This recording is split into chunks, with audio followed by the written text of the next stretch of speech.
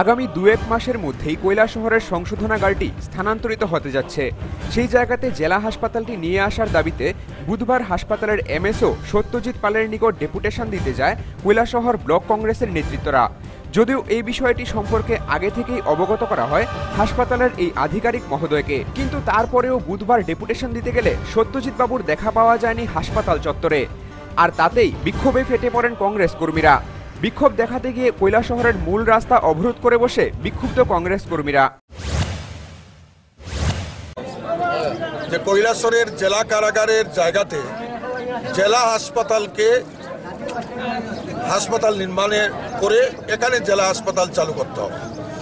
আর বর্তমান যে জেলা হাসপাতাল করা হয়েছে সেই জেলা হাসপাতালের জায়গাতে হোমিওপ্যাথিক হসপিটাল, হোমিওপ্যাথিক কলেজ করার জন্য আমরা বিভিন্ন মঞ্চে বিভিন্ন সময়ে আমরা দাবি উপস্থাপন করেছিলাম। আজকেও আমরা সুপারিনটেন্ডেন্টের মাধ্যমে রাজ্যের স্বাস্থ্যমন্ত্রীর কাছে আমরা এই দাবি সনদ পেশ করার জন্য আমরা এখানে এসেছিলাম।